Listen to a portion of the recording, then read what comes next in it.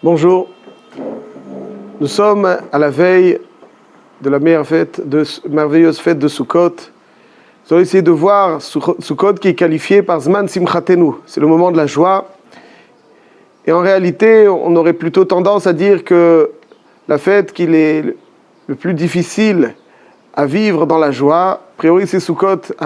On sort de notre maison, on va dans un endroit frêle où il ne fait pas toujours suffisamment chaud, où on n'est pas avec nos aises. Et finalement, c'est ce jour-là, c'est cette période-là durant laquelle on sort de notre maison, nous avons tous nos aises pour finalement sortir dans un endroit beaucoup moins accueillant, qu'on qualifie de Zman Simchatenu. Chaque Yom Tov, il y a une mitzvah d'être sameach. Mais ce qui est qualifié par excellence par Zman Simchatenu, c'est la fête de Sukkot. Qu'est-ce qui s'est passé pendant la fête de Sukkot? Qu'est-ce qui caractérise la fête de Sukkot, qui nous offre tant de simcha? Qu'est-ce qu'il y a? Au contraire, si on avait été chez nous, on célèbre chez nous tranquillement un événement. C'est là où on est plus sameach. Quand on sort, on va forcément loin de chez nous. Pour certains, on va même en galoute. On va en exil. On sort de chez soi pour achever la kapara de Yom Kippour. Donc finalement, qu'est-ce qui nous offre tant de simcha? Pourquoi c'est Sukkot qui est qualifié Zman Simchatenu? En réalité, il faut savoir qu'est-ce que la simcha, qu'est-ce qui donne à l'homme la joie, qu'est-ce qui permet à l'humain de vivre des moments intenses de joie, qu'est-ce qui provoque cette joie. On a tendance peut-être à tort penser que ce qui donne la joie, c'est un événement nouveau, quelque chose qu'on n'a pas vécu et qui finalement nous est proposé. Ça, c'est ce qui donne la joie. Mais en réalité, le Maharal de Prague nous révèle que la joie, c'est toujours la shlemut. C'est-à-dire qu'un homme, fondamentalement, dans son essence, il est partiel. Il est constitué de telle façon à ce qu'il est, dans son essence, manquant. Ce qui lui offre la joie, c'est toujours ce qui va lui permettre d'avoir un sentiment de plénitude. Autrement dit, quelque chose qui va lui permettre de se rattacher à un complément. Plus un homme se rattachera à un complément, plus il aura à son complément, plus il aura de joie. Chaque personne, parce qu'il est manquant dans ses naissances, ce qui va lui offrir la joie, c'est ce lien avec ce qui le complète. Donc, je suis manquant, je suis partiel. Qu'est-ce qui va me donner cette joie? C'est la shlemut. Être plein, avoir un sentiment de plénitude, c'est quoi? C'est avoir un sentiment d'être rattaché à ce qui me manque, et donc finalement, grâce auquel je suis entier, plein, et j'ai un sentiment de shlemut. Ça, c'est finalement le inyan de la simcha. Lorsqu'un homme est manquant, alors forcément il est atzev, forcément il est triste parce qu'il n'a pas ce sentiment de plénitude. Il y a des joies qui vont offrir des distractions, qui vont réjouir ponctuellement. Mais la joie que la Torah véhicule, Tachat asher lo avadta et Hashem elekecha besimcha uvtuv levav, la simcha dont il est question, c'est une joie qui est intérieure, c'est une joie qui n'est pas forcément dépendante des événements ponctuels de la vie, c'est une joie constante. Une joie constante est vécue par un homme qui a su cibler son complément et finalement s'y rattacher. Lorsque on sait cibler ce complément, qui nous apportera un sentiment de plénitude, c'est là où on est sameach. Lorsqu'on ne sait pas le cibler, alors c'est là véritablement, malheureusement, on n'arrive pas à atteindre le niveau de simcha. Le défi de la vie, d'une certaine façon, c'est de savoir cibler qu'est-ce qui nous manque, qu'est-ce qui va nous compléter, qu'est-ce qui va nous offrir un sentiment de plénitude. Le Yetzer Hara, comme le Sforno le décrit dans Parashat Bereshit, le Yetzer Hara, c'est le Dimayon. C'est-à-dire donc l'illusion. Le Yetzer Hara nous donne l'impression que ce qui nous manque, ce sont des choses matérielles, par exemple, et lorsqu'on les possédera, c'est là véritablement qu'on aura un sentiment de joie intense. Et le Yetzer Hara, sa force, son arme la plus dévastatrice, c'est l'illusion. C'est comme ça qu'il fonctionne. Il nous donne l'impression que la situation, par exemple, dans laquelle on se trouve n'est pas bonne, et que lorsqu'on aura d'autres choses, qu'on aura la joie de posséder, c'est là qu'on aura toute la simcha. Maintenant, tu n'es pas suffisamment heureux parce que tu ne possèdes pas cette chose. Lorsque tu la posséderas, c'est là que tu seras heureux. Et finalement, bien souvent, on court malheureusement après cette illusion du Yetzer Hara, et finalement on se rend compte que Pas du tout. Ce qui nous paraissait être très attrayant, étincelant et qui, a priori, nous proposerait ce qu'il y a de meilleur, ce qu'il y a de plus réjouissant, au bout d'un certain moment, on se dit, mais mince, cet attrait que je considérais si grand, finalement, il n'y en a pas du tout. Et ça, c'est donc le défi de la vie. Le défi de la vie, c'est de savoir cibler ce qui va nous donner la simcha. Un Yehudi n'a pas simplement été créé pour être saméach dans l'olam haba. Le juif a été créé pour être saméach dans l'olam hazé, ici-bas. Et qu'est-ce qui donne la simcha? C'est la capacité à se rattacher à ce qui nous complète. On dit de la Torah que Pikudei Hashem Yesharim Mesamechelev. La Torah, c'est ce qui nous réjouit. Pourquoi la Torah nous réjouit? Est-ce que parce qu'elle est intéressante? Certes. Est-ce que parce qu'il y a un grand plaisir intellectuel? Certes, mais il y a beaucoup de choses qui peuvent avoir, qui peuvent être très intéressantes et qui peuvent nous procurer une sensation de plaisir intellectuel. Qu'est-ce que la Torah a de singulier? La Torah de singulier, c'est que Israël, Oraita, Vekucha, Brichu, Chadhem. Israël, la Torah et Akadosh Baruch Hu, c'est une entité. Et finalement, un juif est partiel et son complément, c'est aussi la Torah, puisque la Torah appartient à la même dimension à laquelle son âme appartient. Et finalement, son âme étant forcément partielle, parce qu'appartenant à une dimension immense, elle n'a de simcha que lorsqu'elle sait se rattacher à la Torah, qui est finalement son complément dans son essence.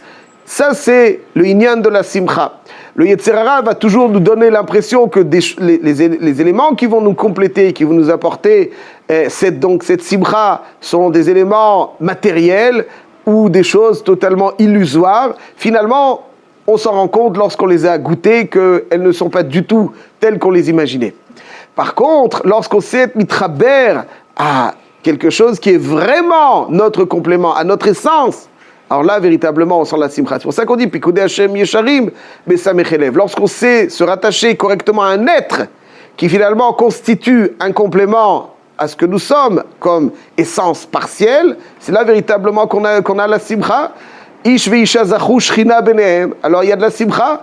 Le sameach chatan ve'kala, c'est encourager ce lien entre le chatan et la kala, parce que la simcha est le moteur d'un lien intense et le résultat du lien intense. Et lorsqu'on a ce lien intense, quand la sharouy belo isha, sharouy belo Torah, sharouy belo simcha, ça veut dire qu'il y a sans Torah, parce qu'on sait, si quelqu'un des sharouy belo isha, il ne sait pas se rattacher à son complément, donc il est sans Torah, et il est sharouy belo simcha, parce qu'il n'est pas rattaché à ce qui le complète dans son naissance fondamentalement. Sharouy belo isha, sharouy belo simcha, comme ça la Gemara dit dans Yevamot Samechbet. Et voilà donc le inyan de la simcha. Le inyan de la simcha, c'est la shlemut. Le inyan du haetzev, c'est le chisaron. À chaque fois qu'un homme saura cibler et se rattacher donc à ce qui le complète, il aura un sentiment de simcha. Et lorsqu'il ne sait pas, il confond, il a l'impression que certaines choses vont le compléter, mais en réalité, ils sont illusoires, alors véritablement, il sera déçu, frustré, parce qu'il aura tant investi pour finalement se retrouver avec un sentiment de vide et de néant, qu'il considérait a priori au loin comme étant quelque chose de plein de consistance, quelque chose qui lui apportera tant, mais finalement il se rend compte que c'est une illusion. Hein, c'est comme quand quelqu'un est dans le désert et qu'il a une illusion, et voilà, finalement il se rend compte que c'est du vide. C'est un petit peu l'illusion que nous donne le Yetzer Hara. Ceci étant, on va pouvoir mieux voir la fête de Sukkot. La fête de Sukkot, comme on a dit, a priori, on sort de l'endroit dans lequel on a tous nos aises pour finalement célébrer à l'extérieur où on n'a pas tous nos aises, mais finalement, ça c'est la simcha. Rajoutons encore quelque chose. Pourquoi? Le Tour pose une question très célèbre. Rabbi Yaakov Baal HaTurim pose au début de Ilchot Sukkot une question très célèbre. Il dit, mais toutes les fêtes ont leur date parce qu'il y a un événement qui s'est passé à cette date.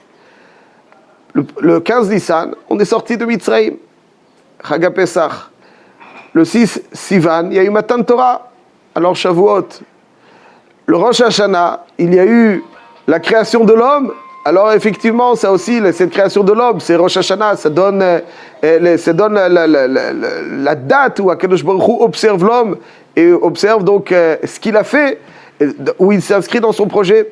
Yom Kippour, c'était le jour Matan Luchot Shniot, le jour où Akadosh Baruch Hu a pardonné la faute du veau d'or. Donc chaque événement de notre calendrier trouve son origine dans un événement qui s'est passé à cette date. Mais si on observe le 15 Tishrei dans notre calendrier, qu'est-ce qui s'est passé? Qu'est-ce qui s'est passé? Qui Sukkot Oshavti ad Bnei Israël, Beotzi Otam Eretz Mitzrayim, quoi qu'on dise, Sukkot Mamash, en année Kavod, mais ça s'est passé le 15 Tishrei. Qu'est-ce qui s'est passé le 15 Tishrei? Ça s'est passé le 15 Nissan, lorsque le Ham Israël est sorti de Mitzrayim. Alors pourquoi est-ce qu'on attend le 15 Tishrei pour célébrer? Et le Tour répond ce qu'il répond. Mais le Gaon de Vilna donne la réponse suivante. Il dit comme ça, qu'est-ce qui s'est passé le 15 Tishrei? Il dit, après la faute du Hegel, les Anané Kavod ont disparu. La faute du Hegel qui s'est passée, Shiva Asar Betamuz, les Anané Kavod ont disparu. Quand est-ce qu'ils sont revenus, les Anané Kavod, lorsqu'il y a eu ce retour de proximité entre Israël et Hachem? C'est le 15 Tishrei. Pourquoi? Parce que Yom Kippour, Moshe Rabbeinu vient avec Matan Luchot Shniot, le don de seconde table de la loi, et Akadosh Baruch Hu accepte de retrouver cette proximité avec le Ham Israël. Pourquoi est-ce que les Anané Kavod ont disparu avec le Hegel? Parce qu'Hachem a dit, regardez dans Parashat Kitissa, lorsque le Ham Israël fait la faute du Vaudor, Hachem dit à Moshe Rabbeinu, dans un premier temps, Hachem voulait punir le Ham Israël sévèrement. Moshe Rabbeinu supplie Hachem, il dit de le laisser en vie. Hachem accepte. Il dit, dorénavant, il n'y aura plus cette proximité qu'il y avait avant la faute du Vaudor. Dorénavant, il y aura un intermédiaire qui vient Chol HaMalach et qui finalement sera un petit peu un relais entre Israël et Hachem. Et le Ham Israël était profondément attristé de cet éloignement dû à la faute du Vaudor.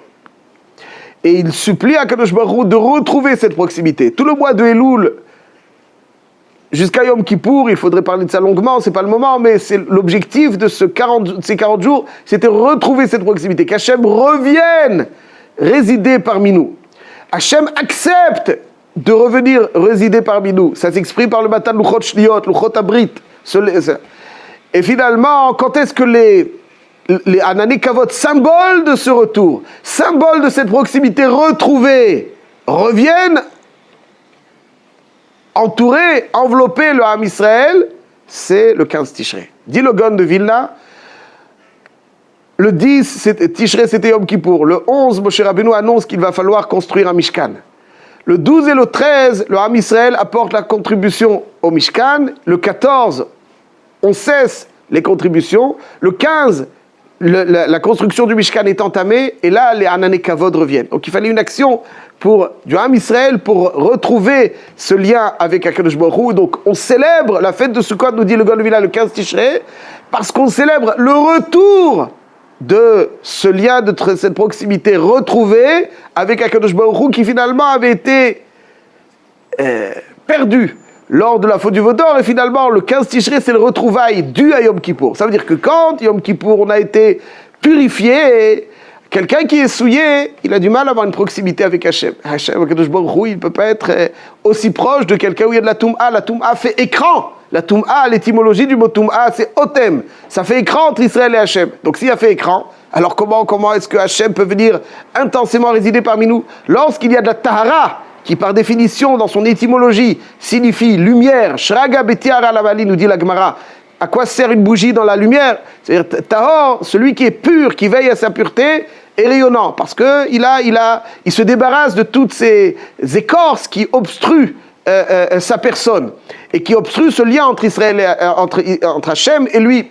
Et grâce à cette Tahara de Yom Kippour et cette initiative d'accueillir Hachem, on construit les Sukkot, et donc en souvenir de cette construction du Mishkan qui va permettre à Hachem de revenir résider parmi nous. Ça, c'est le 15 Tishrei. Donc, exactement comme le 15 Tishrei, Akadosh Baruch Hu est revenu résider avec l'Anané Kavod, ça s'est été gravé dans cette date, que c'est la date idéale pour retrouver cette proximité avec Hachem. Ça veut dire qu'une fois qu'on est pur, ok, on est pur. Nous, après cette pureté, il faut lui offrir. Alors on s'est débarrassé de tout ce qui obstrue. Après, il faut créer une consistance dans ce récipient pur qui est notre Neshama après Yom Kippour. Il faut réinvestir, retrouver, remplir à nouveau avec de la Kedusha. Et ça, c'est donc le moment par excellence pour retrouver cette proximité. C'est le 15 Tishrei, puisque c'est comme tous tous les grands événements, lorsqu'ils se gravent dans une date, ça se reproduit. Donc, comme nous disent nos maîtres. Donc, le 15 Tishrei se reproduit, ce qui s'est passé historiquement, cette proximité retrouvée avec Hachem. Et ça, véritablement, parce qu'il y a cette proximité retrouvée avec Hachem dans Sukkot, avec la Ney Kavod, alors c'est ça la simcha. Parce que finalement, la simcha, la vraie simcha, pas une simcha légère, ponctuelle, et qui fruit d'une distraction. La vraie simcha, c'est notre âme est rattachée à son complément. Et l'Israël, oraita vekucha brichu chadem. Alors quand on est rattaché à Hachem, forcément il y a de la simcha, puisque c'est notre complément par excellence. Et le jour de Sukkot, Akadosh Baruch Hu revient résider après la purification du Ham Israël, par exemple, qui revient résider par Israël. C'est ça qui offre la simcha au Ham Israël. Ça c'est donc le yesod, ça c'est le yesod de la simcha de Sukkot. Et parallèlement, on sort de chez nous, parce que des fois, il faut bien comprendre à quel point les toits et les murs sont fragiles en réalité. La maison nous donne un sentiment de solidité. C'est ça, nous dit d'ailleurs Rab Shimshon Raphaël Hirsch, la guerre de Gog ou Magog. Gog ou Magog, c'est le gag. C'est-à-dire quelqu'un, il a l'impression qu'il possède une maison, il est en sécurité, il est solide, il possède de l'immobilier. Le gag, c'est le drame de l'homme. Il a l'impression qu'il peut être tranquille. Dorénavant, je suis protégé, je suis bien enveloppé. Ma maison, c'est ma forteresse. C'est ça qui me protège. C'est bien trop fragile tout ça. C'est bien trop fragile. La pierre, il n'y a rien de plus fragile que la pierre. Ce qui est solide, c'est sors. Sans la présence d'Hachem dans la soukha. C'est ça qui t'offrira un sentiment de solidité. Sors, vis avec ta famille. C'est ça, ta famille, c'est ça ta solidité. Tu penses que ta pierre, il n'y a rien de plus fragile que la pierre. Ce qui est solide, c'est ce chibour avec la Torah, avec les mitzvot, avec Akadosh Baruch Hu, avec ta famille. Sors un petit peu de l'illusion du Yetzer Hara. Le Yetzer Hara qui est Gog ou Magog, qui te donne le sentiment du gag. Profite de la fête de Sukkot où Hachem est là pour finalement retrouver cette saveur, retrouver cette simcha de la kirva avec Hachem. Tu vas être dans la soukha, alors tu n'auras pas tous tes aises, mais tu vas voir que tu seras beaucoup plus sameach qu'à l'intérieur de la maison. Pourquoi ? Parce que la simcha, c'est le chibour à ce qui est mashlim, c'est ce qui nous... Quand on est rattaché à ce qui nous complète, le mur, la pierre, ça ne nous complète pas, on n'a rien à voir avec la pierre. Nous, la pierre, ça ne complète pas. Ça te donne une illusion, mais en fait, de force, de solidité, de sûreté. Mais en réalité, c'est trop fragile. Akadosh Baruch Hu veille sur nous. Il te demande de sortir de cette illusion pour finalement voir à quel point tu dois te rattacher. Lorsqu'on enlève une alternative à quelqu'un, alors on lui offre une autre alternative. Et lorsqu'on lui offre la nouvelle alternative et qu'il goûte à cette nouvelle alternative, finalement, il apprend à aimer, à vivre, à savourer d'autres choses, et finalement c'est ça qui va le marquer. Donc Sukkot est l'invitation à découvrir la simcha de la kirva avec Hachem, exactement quand les kavod sont revenus. Alors voilà, ils reviennent, Hachem est là parmi nous avec les shpizin et tout ce qui s'ensuit pour avoir une kirva accentuée, et là de cette façon on a plus la simcha, et c'est de cette façon que Chag HaSukkot c'est Zman Simchatenu, parce qu'elle nous détache de l'illusion de ce qui, a priori, nous donne la simcha, mais qui en réalité fait demeurer un vide criant, bruyant, trop prononcé en nous, et on n'arrive pas à situer, mais pourquoi ? Si j'ai une belle maison, j'ai un beau fauteuil, j'ai une belle voiture, pourquoi c'est aussi vide ? Et c'est comme ça, parce que tu es bien au-dessus de toutes ces ch'touillottes. Tu es bien au-dessus de ch'touillottes. Il va falloir que tu apprennes que la simcha se trouve dans d'autres choses, dans le chibour avec ta famille, dans le chibour avec Akadosh Baruch Hu, et parce que finalement, tout le reste, c'est vide, c'est fragile, et ce qui est ta solidité, ce qui garantit ta pérennité, ce qui garantit ta force, ce qui garantit ta progression, c'est bien d'autres choses. Ça, c'est le yesod, à yesodot de Chag HaSukkot. C'est pour ça que Chag HaSukkot, c'est Zman Simchatenu. Et je précise, avec encore une minute ou deux, avec votre permission, quelque chose d'important, c'est qu'en fait, Chag HaSukkot, parce qu'on a cette simcha, alors on peut mieux exploiter tous les éléments de la création. On sait que dans la création, il y a différentes catégories. Il y a le domem, il y a le tzomeach, il y a le chai, il y a le medaber. Il y a le minéral, il y a le végétal, il y a le vivant et il y a l'homme. Et finalement, toutes ces catégories sont présentes dans la fête de Sukkot. On voit le domem, l'eau. L'eau, c'est le minéral, donc le plus basique. cette eau-là, on va être menasser al gabé hamizbeach. Ça veut dire que on prend, quand un homme est besimcha, alors il sait utiliser tout ce qu'il y a autour de lui. Il exploite correctement tout ce qu'il y a autour de lui. Il ne se recroqueville pas, au contraire, il fait adhérer tous les éléments de la création, il les oriente vers Hachem. Même l'eau, on l'offre sur le mizbeach. Le tzomeach, le végétal, donc toute la splendeur, la beauté du végétal avec les arba minimes, avant on va l'utiliser pour, au contraire, utiliser cet enchantement que nous offre la création et ces végétaux pour encore être mitraber à Hachem. Le chai, on va apporter des corbanotes, le par, n'est-ce pas, des shivaim parim, c'est-à-dire qu'il y a beaucoup de parim pendant ça affaiblit les umot haolam. Pourquoi ça affaiblit les umot haolam? Parce que le par, c'est le koach lifrotz. Le par, c'est celui qui permet de dépasser nos limites. Lifrotz, l'ifroach, c'est bourgeonner. Quelqu'un a des limites et puis il bourgeonne. Un par, c'est ce qui permet de dépasser les limites. Donc cette capacité de dépassement symbolisée par les cornes du taureau qui finalement n'est pas toujours dans certaines limites, cette capacité, les frottes, ça on l'utilise pour Hachem. Et ça, finalement, cette capacité de dépasser nos limites pour Hachem, c'est ça qui affaiblit les Umot. C'est ça qui affaiblit les Umot. Évidemment, le Medaber qui est dans la Souka, enveloppé, et qui est dans cette atmosphère, dans une atmosphère de Kedusha sublime. Tout cela, parce qu'il y a la Simcha, c'est ça qui nous permet donc d'utiliser le domem, le tzomeach, le chai, le medaber, utiliser soi-même pour finalement utiliser ses forces et ses saveurs dans la Soukha pour Akadosh Baruch Hu. Ça, c'est véritablement la fête de Sukkot. Et finalement, ce qu'il faut retenir, c'est que l'objectif de Sukkot, c'est pas que ces valeurs-là nous accompagnent dans la fête de Sukkot, mais qu'elles nous accompagnent tout au long de l'année. C'est ça, Shmini Atzeret vient couronner Sukkot. Pourquoi? Parce que Shmini Atzeret, le Yesod Hashem dit au Am Israël, Kaché alay pridatrem, il m'est difficile de me séparer de vous. Ikvu imi od yom echad. Attendons encore un jour. Demain, ce sera difficile. À quoi ça sert? On dit, tu sais, aujourd'hui, ce sera difficile si je me sépare. Alors viens demain. Mais demain, ce sera difficile, quoi. Il s'agit de repousser l'échéance. Chazal nous dit qu'en fait, il dit, Akadosh Baruch Hu, il dit, encore un jour qui va empêcher la séparation. Parce que lorsqu'on est rattaché à la Torah, et c'est pour ça que cette simcha de Sukkot a son point culminant dans Simchat Torah. Parce que quand on se rattache à la Torah, finalement, tout l'hiver sera différent. Il y aura un hiver ensoleillé. Pourquoi? Parce que la Torah, elle est samachat et alev. Et lorsque on profite de cette simcha pendant Sukkot, alors la grande simcha, c'est Simchat Torah. Ça, c'est la Simchat Torah. La Simchat Torah, c'est le dvekut d'Hachem par le biais de la Torah. Et grâce à cette simcha, finalement, on ne se sépare jamais. Et même après Sukkot, même pendant un long hiver, finalement, Akadosh Baruch Hu continuera de rester parmi nous. On saura cibler ce qui nous complète vraiment, ce qui nous offre de la simcha. Et bien, Zrat Hashem, on sera zoché à toutes les besorot tovot, yeshuot venechamot.